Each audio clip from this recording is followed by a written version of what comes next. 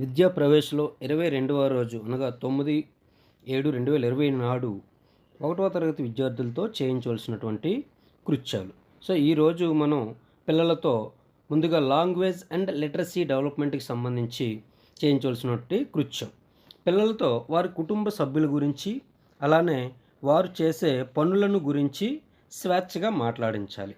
అంటే మనం తరగతి గదిలో పిల్లల యొక్క తల్లి, తండ్రి, అన్న, తమ్ముడు ఇలా వాళ్ళ పేర్లను అడిగి, వాళ్ళు చేసే పనులను గురించి అడిగి, అలానే వాళ్ళ యొక్క కుటుంబ సభ్యులు ఏ విధంగా ఉంటారు అనే అంశాలను పిల్లల్ని ఒక్కొక్కరిని అడిగి తెలుసుకొని, వీలైతే వాళ్ళ కుటుంబ సభ్యుల తాలూకా పిక్చర్స్‌ని కూడా గీయించినట్లయితే పిల్లలకి ఆ లాంగ్వేజ్‌కి సంబంధించినటువంటి డెవలప్‌మెంట్ బాగా జరుగుతుంది. తరువాత కాగ్నిటివ్ డెవలప్‌మెంట్‌కి సంబంధించినటువంటి కృత్యం. ఒక తెలిసిన చిత్రకథను క్రమాన్ని మార్చి ఇచ్చి దాన్ని క్రమంలో అమర్చమనండి. అంటే ఏం లేదు, మనకి చూడండి కొన్ని ఫ్లాష్ కార్డ్స్ ఉంటాయి. ఒక సీక్వెన్స్ కథ సంబంధించిన కార్డ్స్ ఉంటాయి.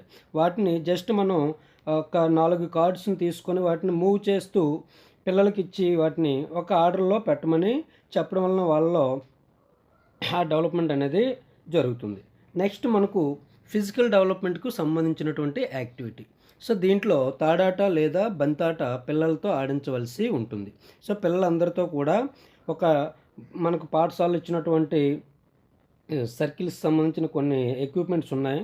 వాటిని కానీ రోలింగ్ చేయించడం లేదా ఒక తాడిచ్చి వాళ్ళతో స్కిప్పింగ్ చేయించడం కానీ చేయవలసి ఉంటుంది.